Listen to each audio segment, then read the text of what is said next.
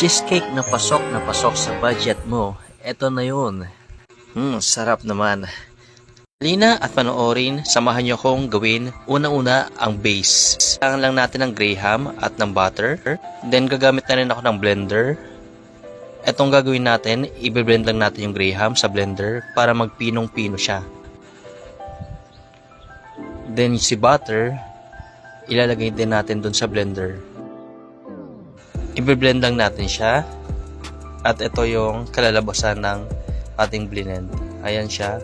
Sobrang pino na niya. At ilalagay natin siya ngayon doon sa ating lalagyanan. Papantay natin yung base. Lalagyan pa rin natin ng konting butter para mag-well combine siya. Lalagyan natin sa ref. Habang inaantay natin na tumigas yung ating base sa ref, ito naman mga ingredients. Meron tayong all-purpose cream. Hindi mawawala yung cream cheese, sugar, cornstarch, salt, 2 small eggs, at all-purpose flour.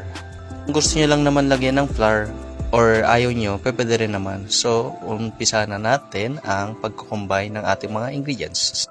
Una nating durugin ang cream cheese. So, ayan yung cream cheese. Masarap yung Philadelphia na cream cheese. So, yun yung lagi kong ginagamit.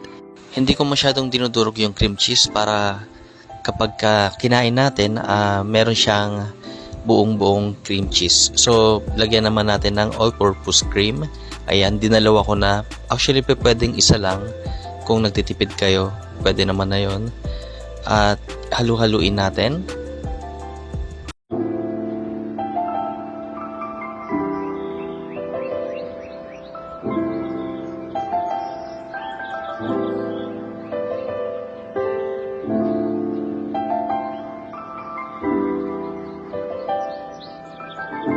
Kapag nahalo nyo na yung all-purpose cream at cream cheese, ilagay naman natin yung dalawang itlog. At pagkatapos naman ay haluin din natin ito para mag-well combine sila.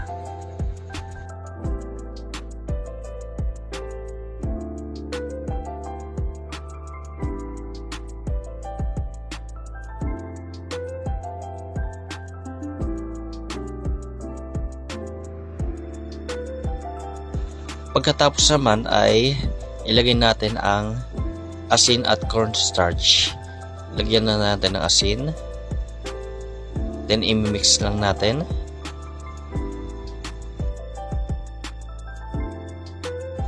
At ang i-next natin ay ang cornstarch. Nilagyan nga pala natin ng asin para kumagat yung lasa ng mga ingredients. Ang cornstarch naman ay pampalambot at pampaalsa ng ating cheesecake. Ang next naman nating ilalagay ay ang 1/4 cup ng all-purpose flour.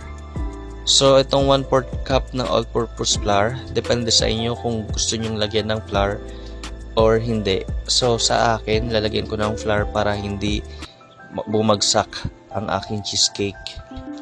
Although meron naman na tayong cornstarch na magpapatulong para mas gumanda yung tibay ng cheesecake, lalagyan ko na rin ng all-purpose flour. Hindi naman masisira yung lasa ng ating cheesecake dito sa all-purpose flour.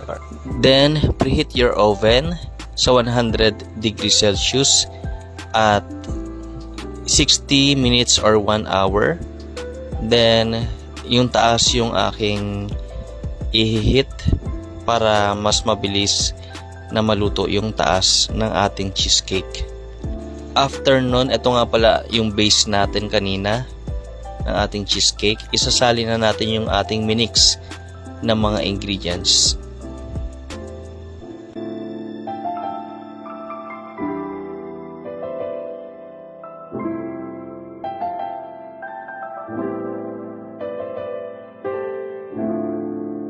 Isa lang na natin sa ating preheat oven.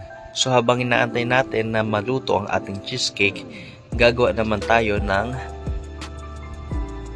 ilalagay sa ibabaw ng ating cheesecake. Ang naisip ko ay ang strawberry toppings. Bumili ako sa SM Bonus na which is 150 pesos lang na strawberry at strawberry syrup sa Enjoy na which is 135 pesos lang yata. At meron tayong asukal. So, i-combine lang natin silang lahat.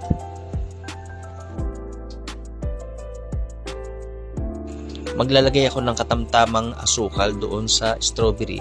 At para hindi maging maputla ang ating strawberry, lalagyan natin ng syrup.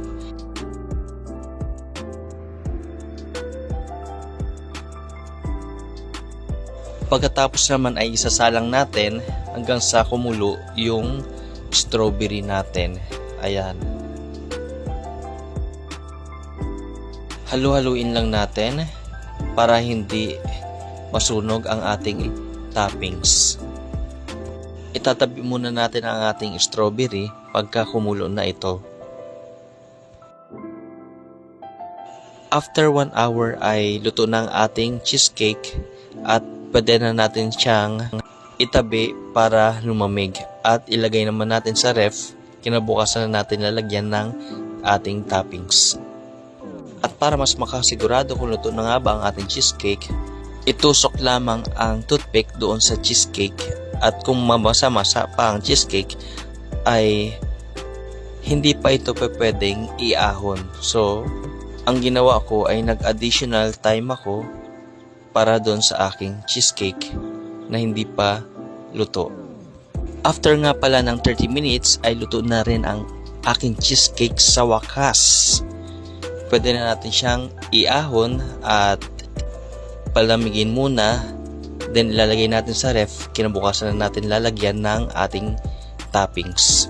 At ito na nga guys, hindi ko na naipakita kung paano ko nilagay sa ref at nalagyan ng toppings dahil nga sa sobrang pagod ko na rin at Paskong Pasko, napakarami namin na hinanda at kasama tong aking cheesecake sa aming kinain ngayong Pasko.